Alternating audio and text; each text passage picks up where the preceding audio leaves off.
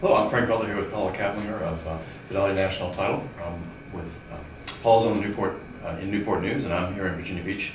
And we're going to talk about the new 2016 commitment form. Paula, when do the agents have to start using the new 2016 commitment form? Frank, thanks for having me this morning, and thank you all for listening in. The new commitment form should be used now.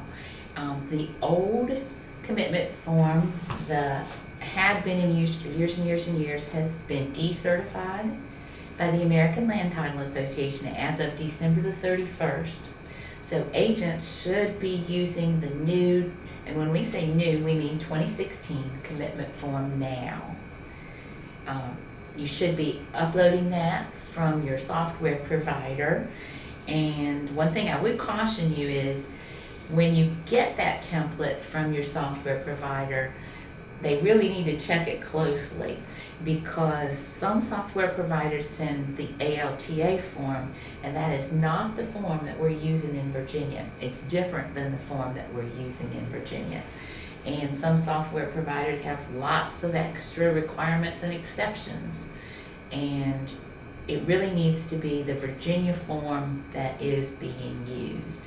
And I think what we'll do with this talk, when we post it, we'll also make available the commitment jacket as well as the Schedule A and B1 and B2, so that you have a copy and you can see what we should be doing.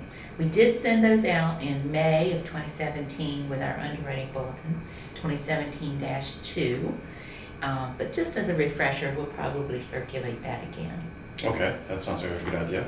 Now, one of the new things that I've noticed on the new commitment, Schedule B Part 1, there's item 4. It says documents satisfactory to the company that convey the title or create the mortgage to be insured, or both.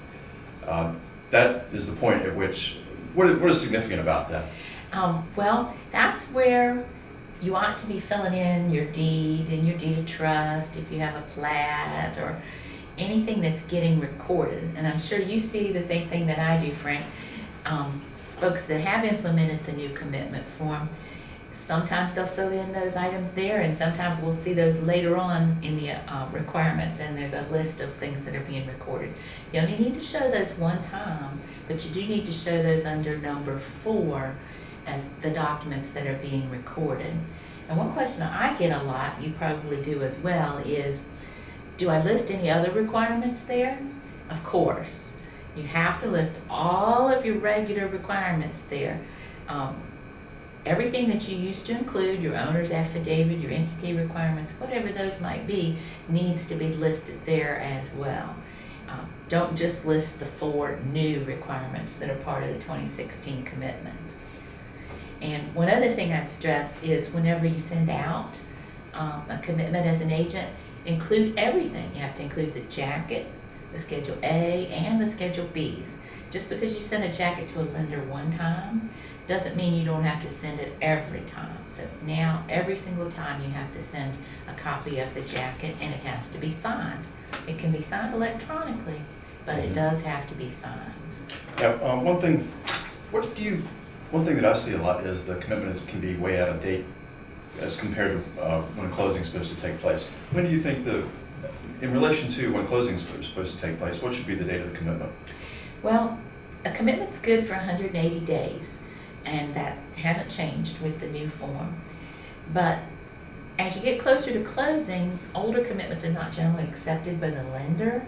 So I like to see a commitment dated within 30 days of closing, and the lender's driving the train, and the lender likes those commitments to be dated within 30 days of closing as well. So I think it's best if it's dated within 30 days of closing. And while we're on the subject of what to fill in on your Schedule A and lenders and owners policies, you have to fill in a liability amount.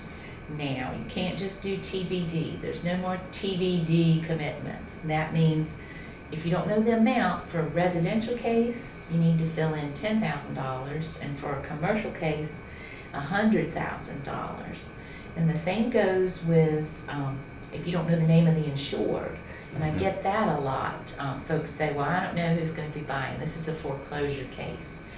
Fill in the trustee's name as the proposed insured. Or if it's a single purpose entity, fill in one of the members if you don't know, the entity hasn't been formed yet.